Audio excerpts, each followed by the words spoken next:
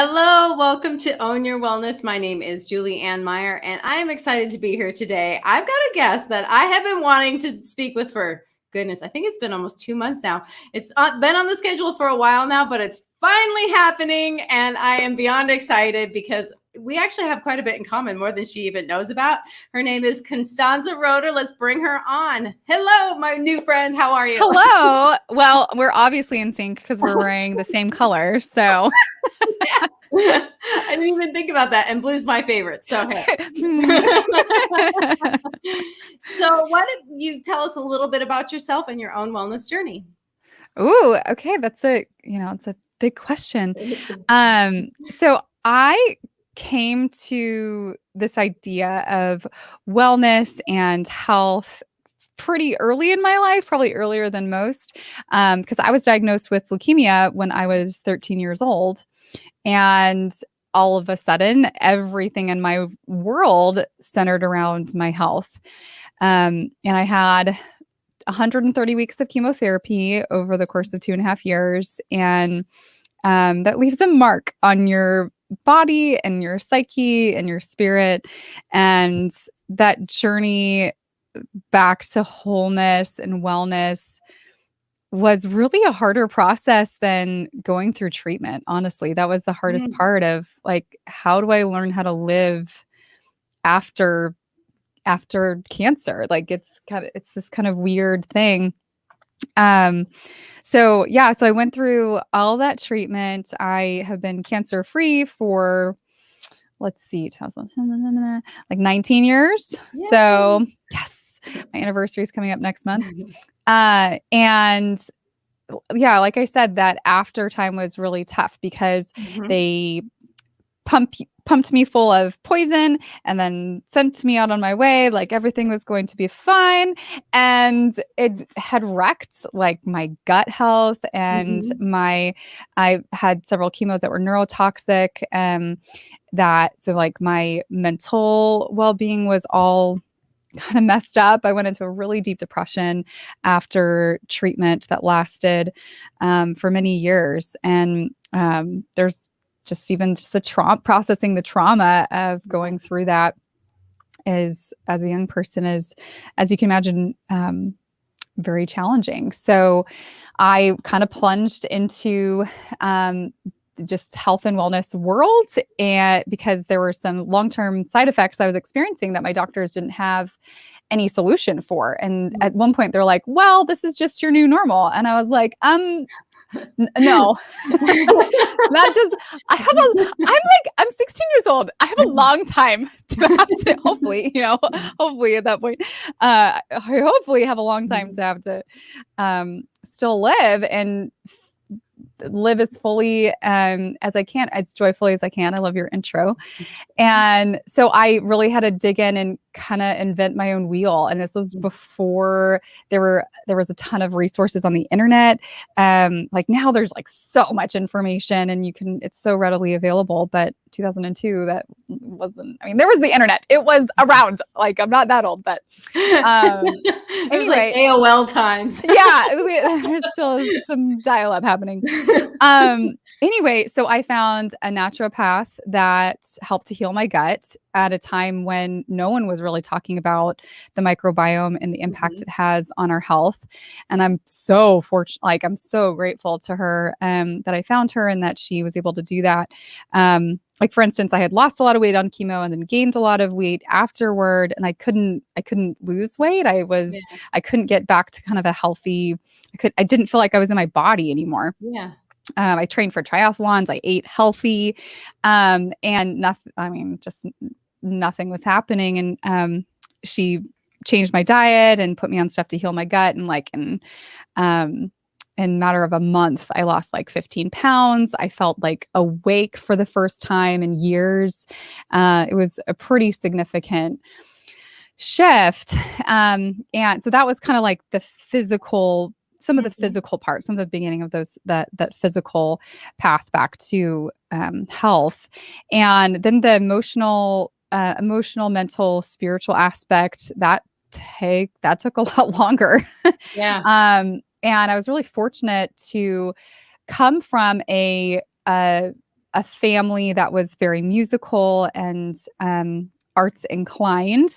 And so we always sang and grew up, performing and doing music and together as a family. And we did that when I was in the hospital. And that was a way that we encouraged each other and lifted our spirits. And the arts became a huge part of how I was able to process everything that I went through. Because there's certain things that there's certain pain that there aren't really words for, at least initially. It doesn't feel like there's words for, but they come to you in images or in movements, in sounds first. And then you can kind of express those and then bring language back into it to be able to more fully tell your story. And so the arts have been a huge part of my path back to healing. And now that's what I get to help others do that too. So yeah.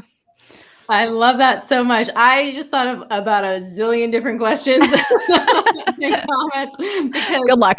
This is, something that's near and dear to my heart as well. And I actually used to volunteer at a nonprofit in New York City called Soaring Words. And what they would do is bring arts to children in the hospital.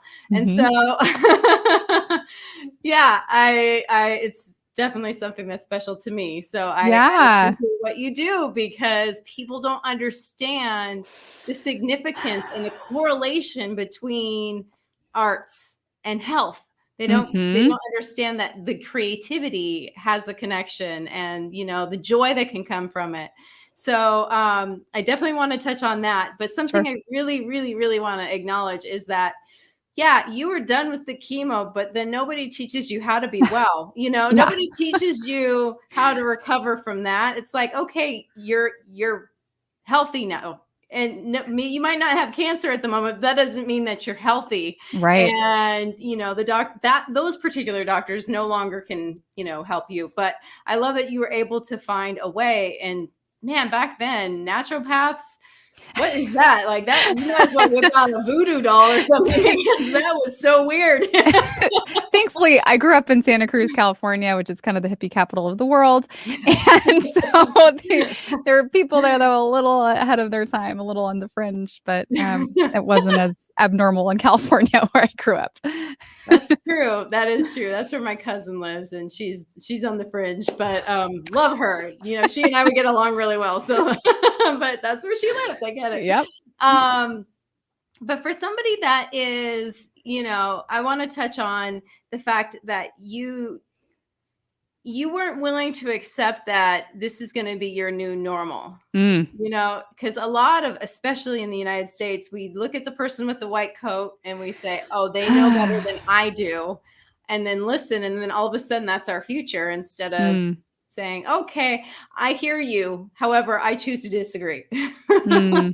So what would you say to somebody that maybe is feeling that way, but not necessarily courageous enough to, acknowledge Speak that up. move forward?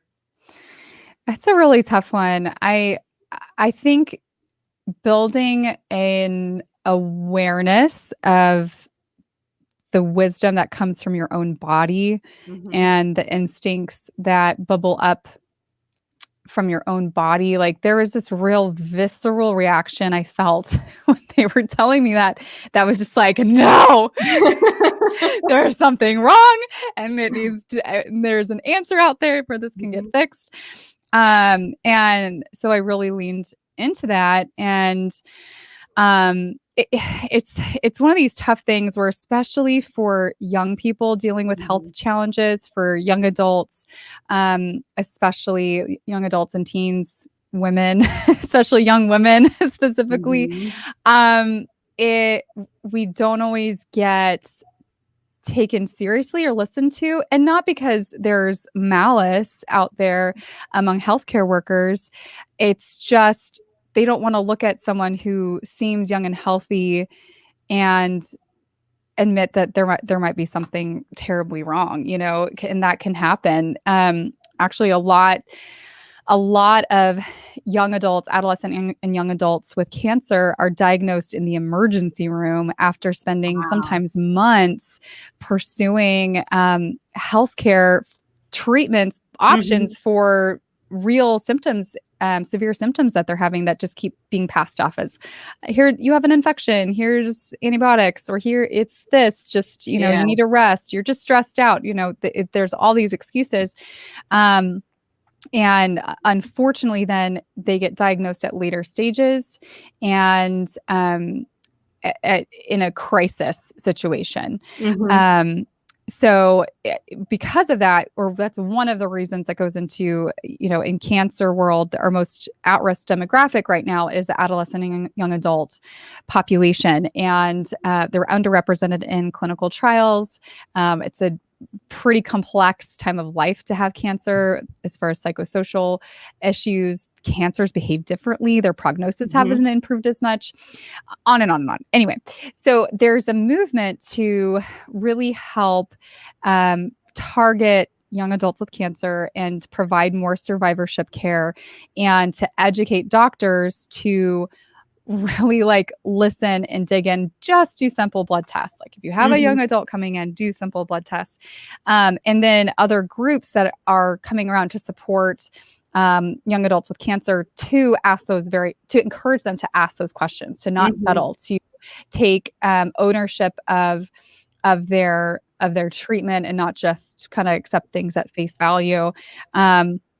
So there's a lot of support growing for that particular population. But anyone that's dealing with a health challenge, you don't have to just take the first thing that someone says at face value, even if they're a doctor. And I'm not saying don't listen to your doctor. I'm not saying it is okay to get second opinions and to look for other options that are out there. And, there were several times, even during my treatment, when there were issues that I was having. Like at one point I was hospitalized for pain. It was, it just felt like my whole body was on fire. And one of the chemos I had, it attacks the myelin sheaths on the nerves. So it's a neurotoxic, like I mentioned before. And they could not get my pain under control. I was in the hospital for several days and they couldn't get under control, and they were just going to send me home. And my mom reached out to one of our naturopath, kind of hippie doctors. And she's like, it sounds like a folic acid deficiency, that's a similar issue. And so my mom talked to the doctor and she's like, well, just don't give her too much, because anyway, she talked to my doctor about it. Anyway, I took folic acid and then my pain was gone within a day. So that's I'm not saying if you're having pain like that, take folic acid, talk to your doctor. But just as an example of, I saw it modeled for me. I was very fortunate to see that modeled for me by my mother, who never took no for an answer, or never took oh, we don't know. She was a bulldog about no, we're gonna find the answer. So that's kind of a long-winded way to answer your question. No, but I love it. No, and I think that that's really important too, because I was fortunate enough to have a mom that, she would listen, because she had cancer. And so, and she was really young. I mean, this is back in the not early 80s, but in the mid 80s. And she had breast cancer at 39. So, that was weird back then. Now it's not so weird, but back then it was unheard of. And, she would always listen to her doctors, but she would also, find alternative medicine. And the thing that I liked about that, and what I heard you say about the folic acid, is that, pain relievers and what are they called? Those really the bad drugs, narcotics. Yes, narcs, opioids. What's funny is I worked in addiction recovery, and I couldn't remember that name. I got you, girl. Anyway, but narcotics aren't always the answer, and there are other ways, because that's not something that everybody can even take and tolerate. So I love that you're sharing that story for people who maybe can't tolerate that. They won't necessarily give up. Maybe they'll find their version of folic acid. Well, and it's really interesting. Some of the research coming out of arts and health is that one of the big things that arts engagement can help with and target is pain. And they're actually doing studies in emergency rooms studying the impact that live music has, like having someone go and play some of your favorite music for you, the impact that has on people's pain levels. Wow. And they're working on kind of developing like, is there like a morphine equivalency of live preferential music? And there's some really like interesting, promising data coming out of that. But even outside of emergency room, there's lots of data across the field that perceived pain level tends to go down when people are immersed in a creative, expressive experience, when they're listening to music, that it does something to the brain, and it helps mitigate some of those pain pathways. Well, I also kind of feel like, and I'm really saying this like on the stupid side, but I would think that it would also kind of change your focus away from the pain that you're feeling. So if you're not focused on it as much, you're not going to be necessarily feeling it as much. And I'm not saying that people's pain isn't real. I would never suggest that.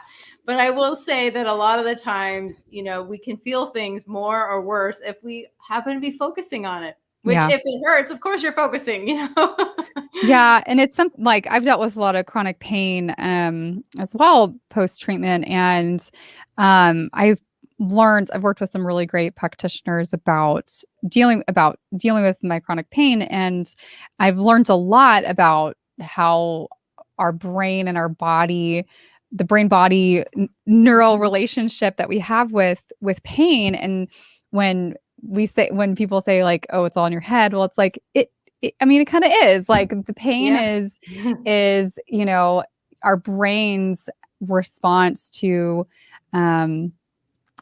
trauma, to injury, to all those things. And sometimes we can get stuck in pain loops in our brain, and adjusting focus, using mindfulness techniques are all things that have can help chronic pain. So. Oh, no, I love that you mentioned that too, because I was a little afraid too.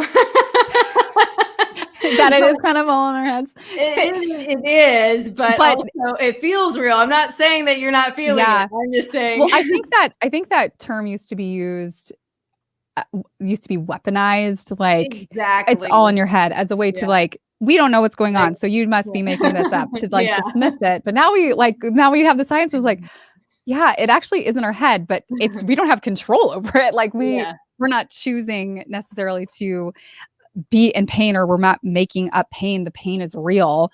But there is some hope in that we can bring some control to interrupt that pain cycle. So that's not an area I'm specifically an expert in, but there is lots of good work out there. So let's steer it back anyway to your wheelhouse. It's fun. Your wheelhouse is fun. So. It is. So I'm curious, how long have you been? I mean, it seems almost like you've invented this. Does that make sense? Oh, like art? Which part? I mean, like, not that there hasn't been science or there isn't a correlation between healing and art, but just more like you created a position for yourself to make this like something for people to grasp and run with, and like, okay, here's an alternative. Here's what we can do. Would that be kind of fair to say, would you think? Or do you feel like, oh, I don't want to be that bold? Well, I'll tell you a little bit about kind of how I came into this field after having experienced it as a patient and as a survivor. So like I said, I grew up in California. I moved to Texas when I was 21, when I got married to my husband, and he was in the military. So we ended up in San Antonio.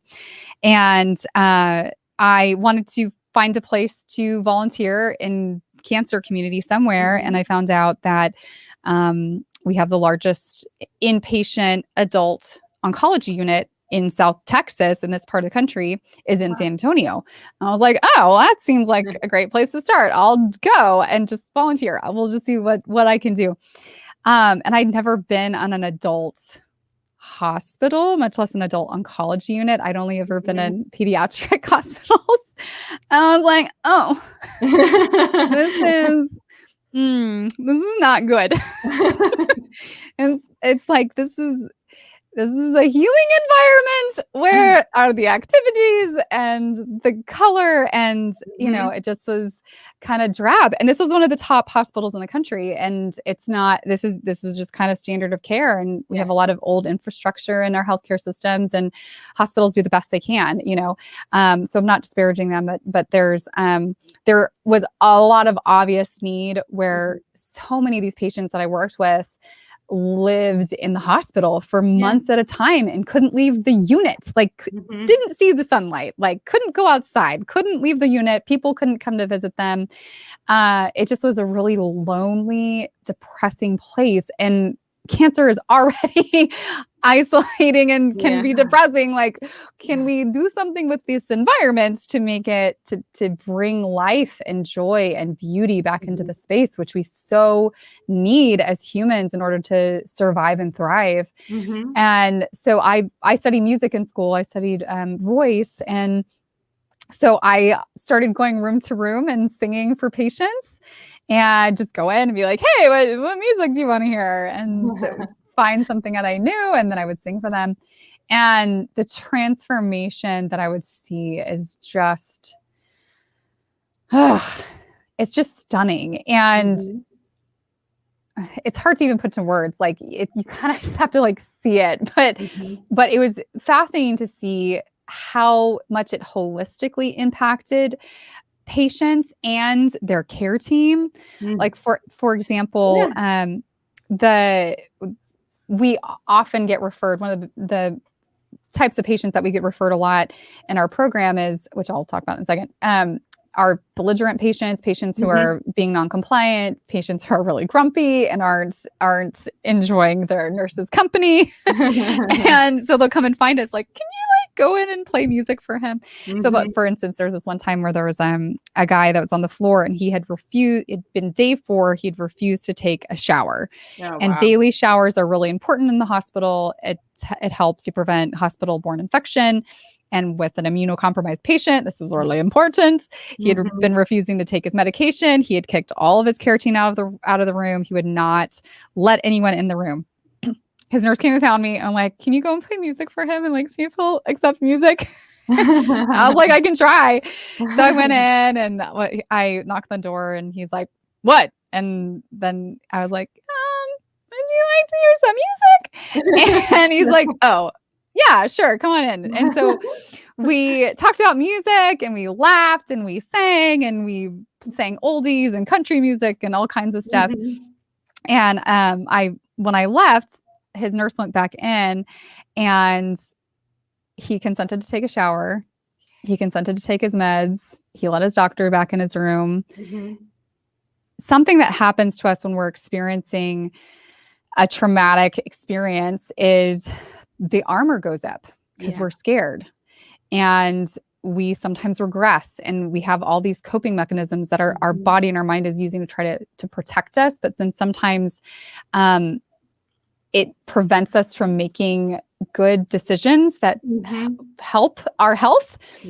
And music, the arts, it floods through the cracks in the armor and caresses the person behind the armor, and in a very gentle but powerful way says, I see you, and I hear you, and I love you. You are seen, you are heard, you are loved, you are cared for. And when people feel connected, that calms down the nervous system, that brings on positive endorphins in the brain.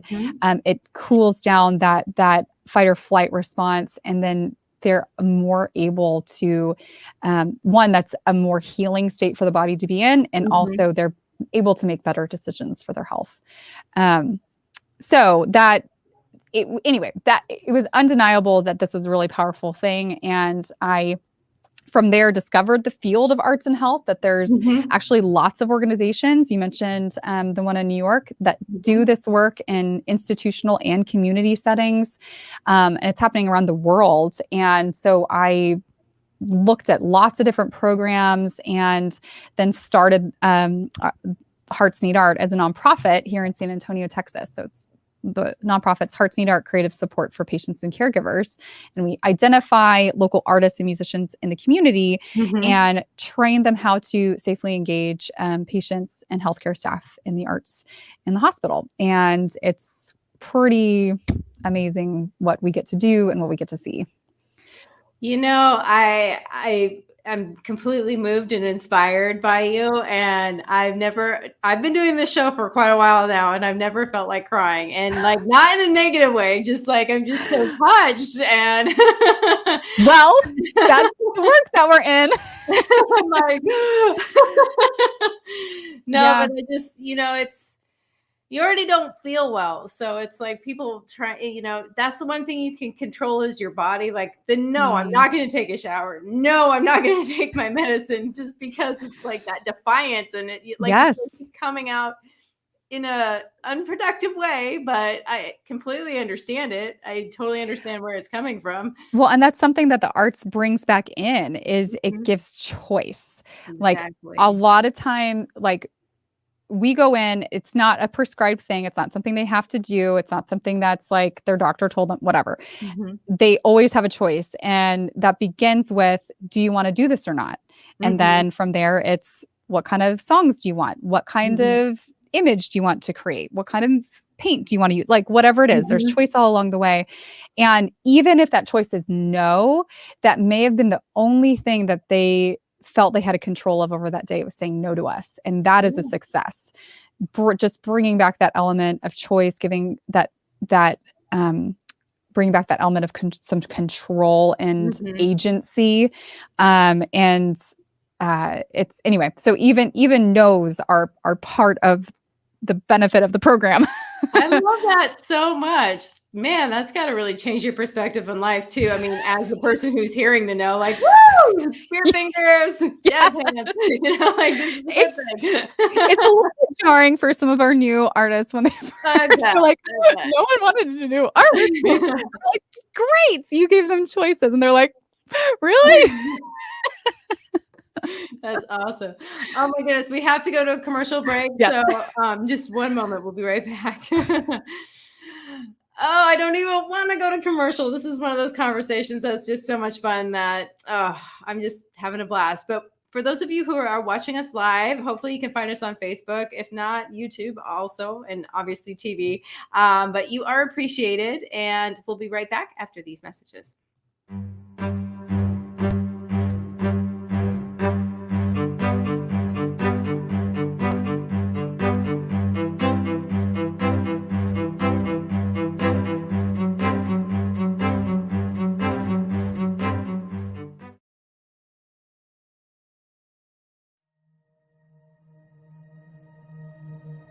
Now, you can vibrationally align your aura.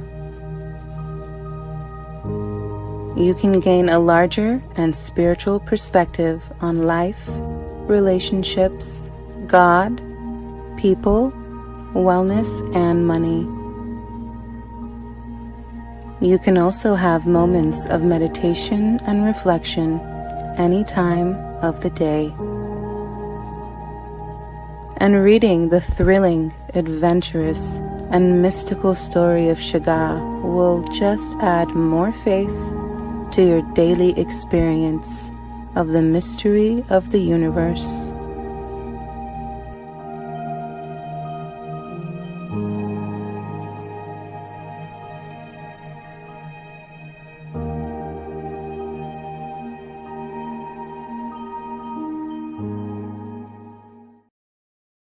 When drug or alcohol addiction take over, things begin to disappear. Your friends, your family, and eventually, you. Recommended by Dr. Phil, New Method Wellness can help get your life back with individualized treatment plans for dual diagnosis clients. New Method Wellness provides the most highly credentialed treatment in a safe and welcome environment. Call New Method Wellness for your free consultation and ask about our national accreditations. Together, we can put the pieces back together.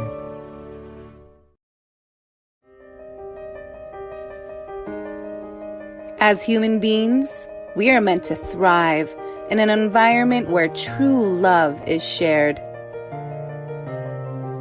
where we are welcome just as we are. A space we connect with others with the single purpose to find God as love within.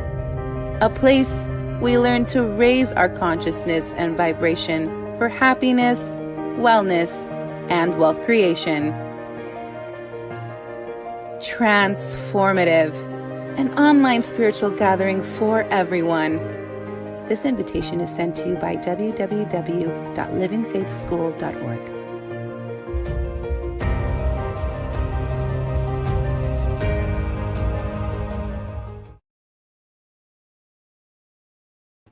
Welcome back, everyone.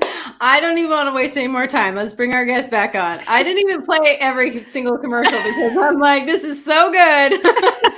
I'm so relaxed after watching them. It's like, I'm ready. Very zen. Yes. So, okay. So what's the best way for people to reach out to you and maybe even your organization? Sure. So you can find a lot of information at heartsneedart.org. You can also check out my website, constanzaroeder.com, which I didn't put in the chat anyway. You can find me on all the social media platforms.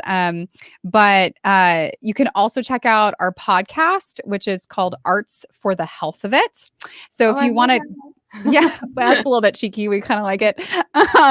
So if you want to kind of do a deeper dive into how the arts impact our health and well-being, that's a great resource because we get to talk to like researchers and artists and doctors and people who have used the arts to heal themselves.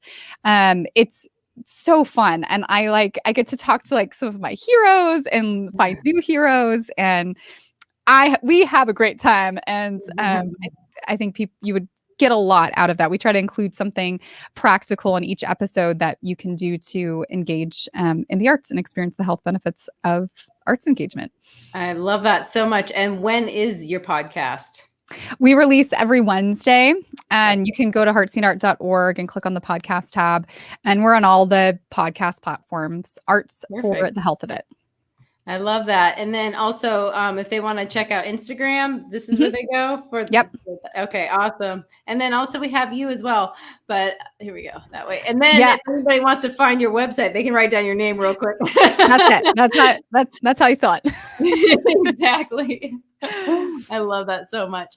So I know that you have a lot of ideas of, like tips and tricks and things that people can do and actually use to improve their own health through art. So would you mind sharing some of that with us, please? Sure. First, I'd love to dispel some myths around the arts, because there are a lot of them in our society that keep people from engaging in the arts. And so if you're still listening and you're like, hopefully I didn't completely lose you at the beginning, but if you're still here and you're still like, this might be nice for other people, but not for me.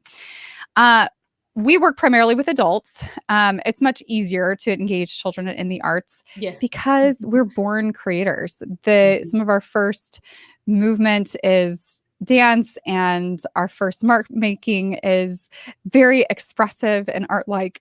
Our first sounds are musical. We're born expressive and creative, and it's not until someone tells us that we can't or we shouldn't that we stop. So when we work with adults, the thing that we hear the most is, "Oh, I can't do that. I'm not an artist."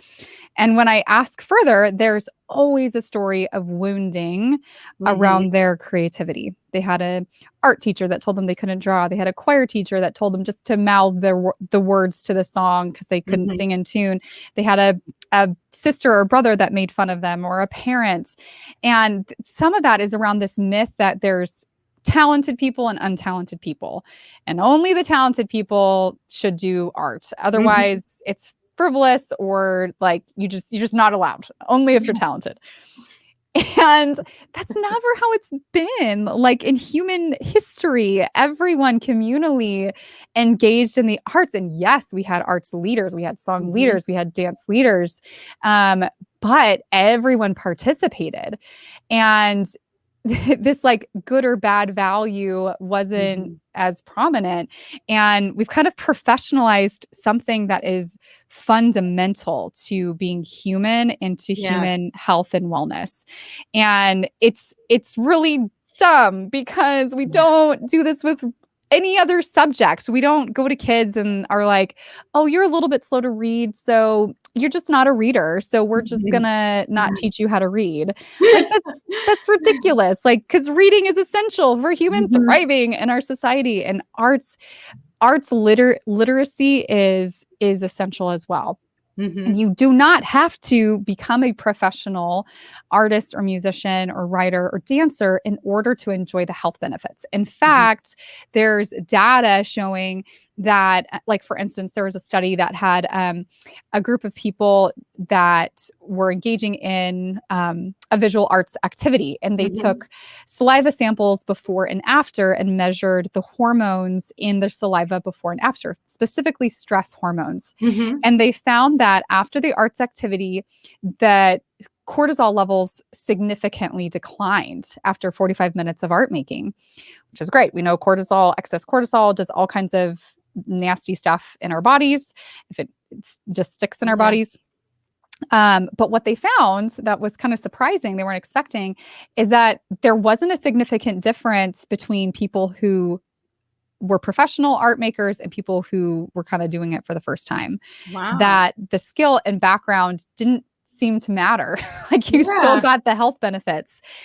And with this caveat, I believe that arts education is really important because the more skill you do have, the more you can externalize some of those internal thoughts, ideas, and feelings. You just have more tools at your fingertips. But just even being expressive in any way and engaging in the arts absolutely has health benefits, no matter how you might define yourself, artist or not artist. So that's number one. But yes, what's your comment? 1 second though, because, and I do want you to continue, but I want to interject something. You said something earlier that I want to bring back around, is that sometimes, your thoughts and feelings don't really have words to them, but there may be an image or a movement. That's when your art can come in and you can express it because there aren't words at that time. So bam, there we go. Anyway, sorry. Yes.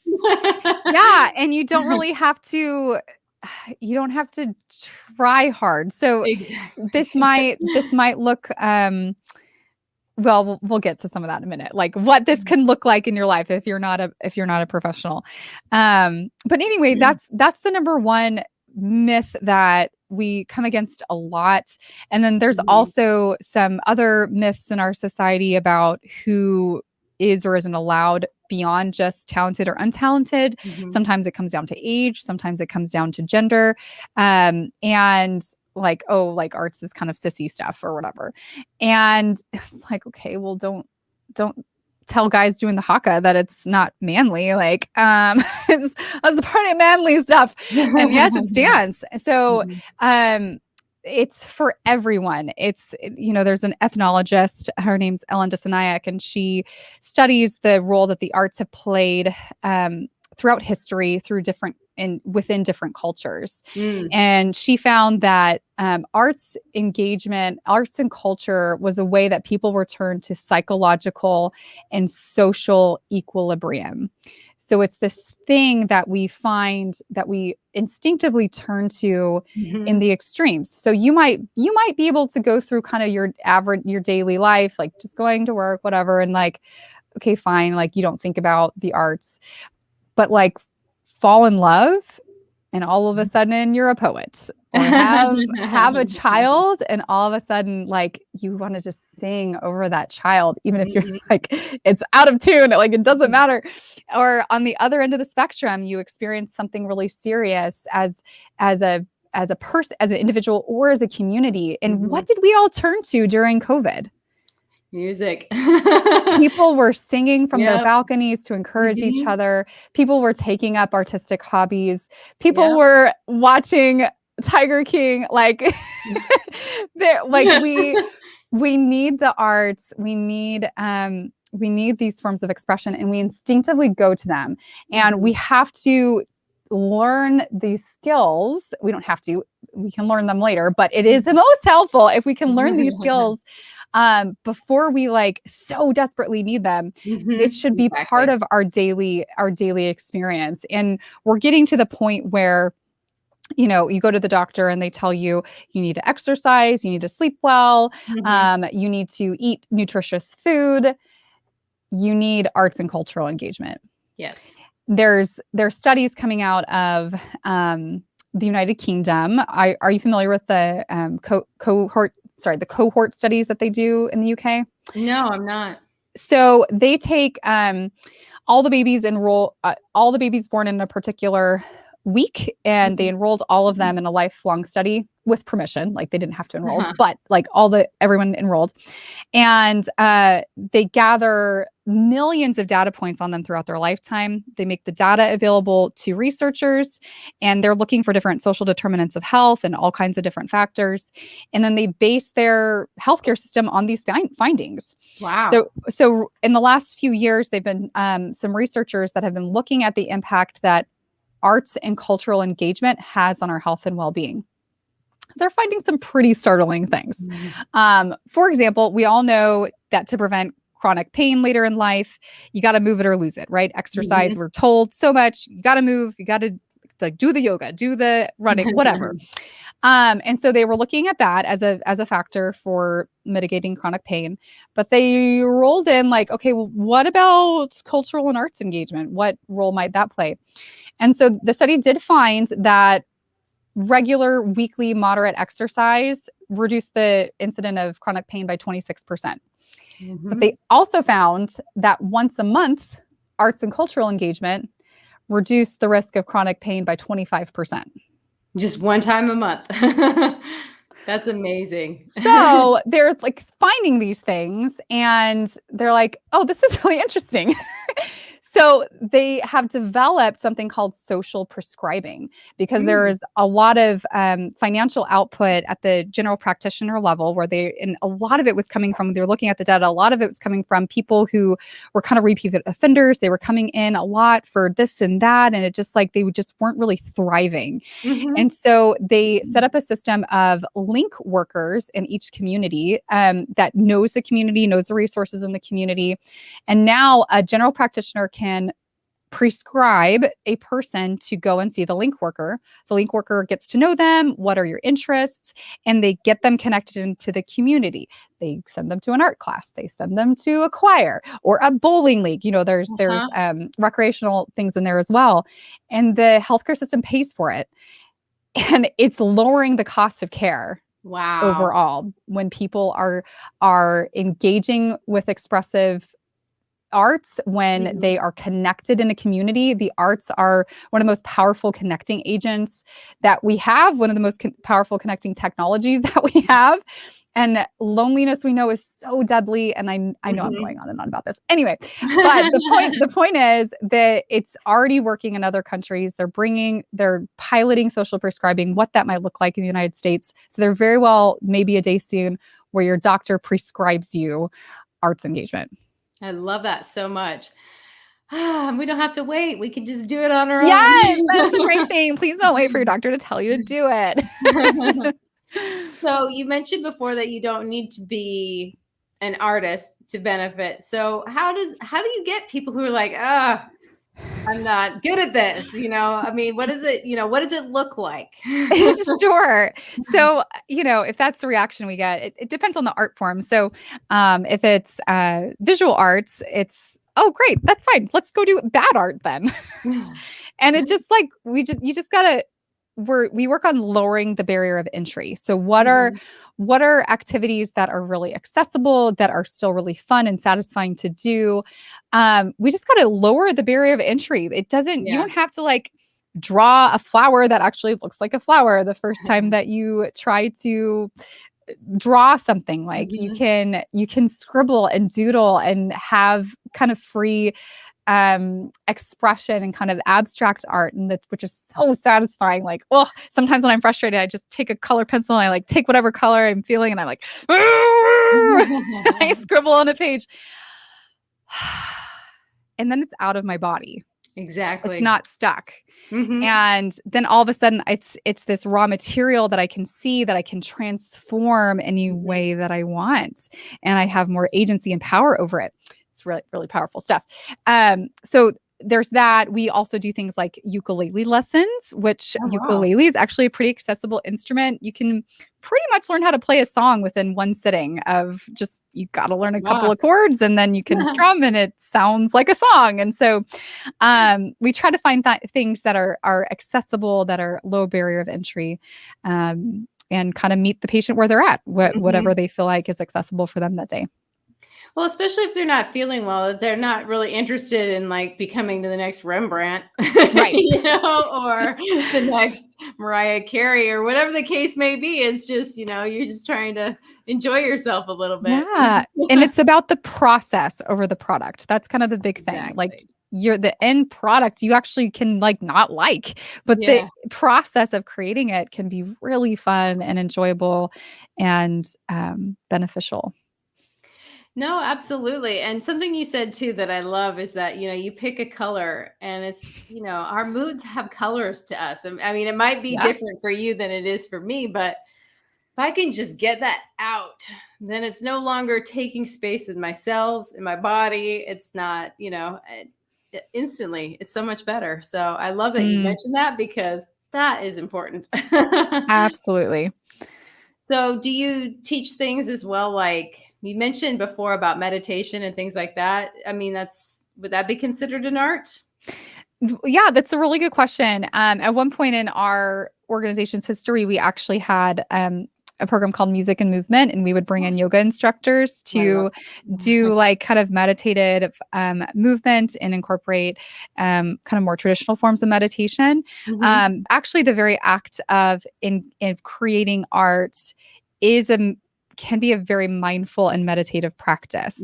That's some of the same brain changes that we see when people are meditating. We also see when people are in flow state when they're creating. So we're doing mindfulness. You're doing mindfulness when you are being creative and expressive. Something that was interesting. I went to art school in Italy, so wow! Oh my goodness! So, and the funny thing is, I still don't think of myself as an artist, even though I've been in shows and things like that. So, I think that whole "I'm not an artist" thing can just affect anybody. Yeah, I think that's so important to say. Thank you for sharing that. Yeah. No, I mean it really is, because there's always that I don't feel good enough. The difference, I think, too, between an artist and somebody who isn't is that they just keep going through those thoughts. They keep pushing through it until they get to that other side where they're in flow, as you mentioned. But every single person has that thought and that feeling like, this isn't good. This sucks. Why am I doing this? I'm not good enough. What's the point? These are all, even professional artists, they feel these things too. So I'm just saying. Yeah. Totally you just gotta tell those voices to just shut up. Yep. Time to be quiet. And that flow state, if you can get to that, that feels good. And that was the first time I ever did, was when I was in Italy. It was like all of a sudden I realized, I haven't had a thought in a really long time. And then that was the first thing. It was like, wow, I've just been creating. Yeah. So, no, I love that. Cool.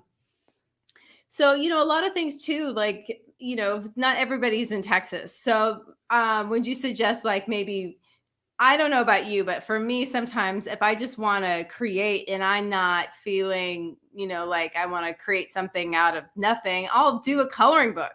Yes. Something like that, or just anything that just sort of and like you said, it's meditative. So if somebody wanted to bring something to their loved ones, what would you recommend? Ask them what they want first, or if they have a loved one that's dealing with a health challenge.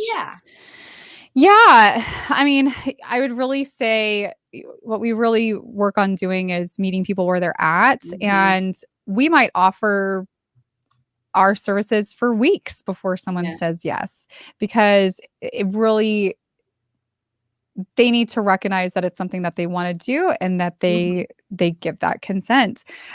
So I would not recommend going to people that are dealing with health challenges and be like, you need to do art. This is good for you. Blah, blah, blah, because it's not maybe helpful. But what you could do is, what if it was, let's do a coloring page together, and you do this color and I'll do this color. And maybe it's like, let's listen to some of your favorite music. Let's do a little dance party, even if that is just like wiggling your toes or tapping your fingers. I'm a big fan of dance parties, by the way. If you're ever like in a hard work day and you're just like hitting the wall and you're just like, this is the worst. Just take a step back, turn on some dance music, turn on some ABBA, whatever, floats your boat, and just like move your body and dance and just like get all of that out, shake it out, shake it off. Anyway, and you'll feel so much better. Yeah. So it can be simple things like that, and follow what their kind of energy is. Like if they're not feeling well, maybe just quiet music. If they're bored and really do want to dig into something, like find some fun, creative things to do. But just keep the bar low, like just do things that are accessible and fun. Well, yeah, well, that's the thing too, is, like I mentioned, I worked in addiction recovery. And one of the things that we used to do with our more angry patients is have them build and color birdhouses, like paint them. And that was one of the things, and it really helped. And they created something, so they felt accomplished. Like if you're sitting there in the bed and you're not doing anything except, fighting for your life. I mean, like that's not, but let's say that, it could feel like you're not doing anything. And then if you color something, then you could do that. So exactly. It's a sense of accomplishment also. I love that. I will say that we did develop a activity book for bored adults is the name of it. Nice. And it has things like coloring pages and Mad Libs and like journal prompts and like just all kinds of fun little activities. If anyone's interested, we do have a PDF version that I'd be happy to share. Like if you wanted to share that with a loved one, just reach out to me through the website. I'd be happy to share that with you. Perfect. We are almost out of time. So is there anything else that you would, about 3 minutes left, is there anything else that you would love to share with the audience, or tips, tricks? You want to reiterate something new? It's all up to you. Well, since I know that there's a large part of the audience that is also very interested in like the spiritual aspect of health, I feel like there is so much overlap with our creativity and our creator. We're creative beings, made in the image of God. And this is something that is so central to who God is and who we are. And there's so many times when like there's been profound spiritual experiences that I've had through my creativity, through being in that flow state and hearing the Spirit of God through that experience. And it's so profound. And one of the things that I kind of had the privilege of when I was a young person is to go through such a hard experience at a young age. And when we go through hard times, I will say this, if people are listening that are going through hard stuff, we have an opportunity when our world shakes, when our world shakes us up, we have an opportunity to find what is unshakable. And I've experienced some really deep sorrow and loss and pain in my life. And I found that love runs deeper than even the deepest sorrow. And so the most creative thing and beautiful thing we can do is to love each other. Oh, that is so beautiful. Once again, you make me want to cry. I don't know what's going on. Tears of happiness, tears of joy. Thank you so much for being on the show today. I have had the most unbelievable time learning from you, and I just want everybody to reach out to you. Yes, come see us. Would you think that on Instagram, What's the difference between your page in particular versus your other one? It's a great question. So our Heartseed, our Instagram, you're going to see stories about patients and posts that are kind of health related. My Instagram is mostly like more personal stuff. You can actually find me on TikTok where I do series about, I know, I love TikTok so much. It's kind of a problem where I talk about different ways that the arts impact our health. So if you're a TikTok person, you can find me at Constanza Roeder as well. Yeah. Well, thank you so much for being on the show. It has been an absolute honor and privilege. So thank you so much. Feeling is mutual. Thank you. Have a great night. You too. Oh man, that was a good one. I don't even want it to end, but it is what it is. We gotta go. I'll see everybody here on Thursday. Have a great night, everyone.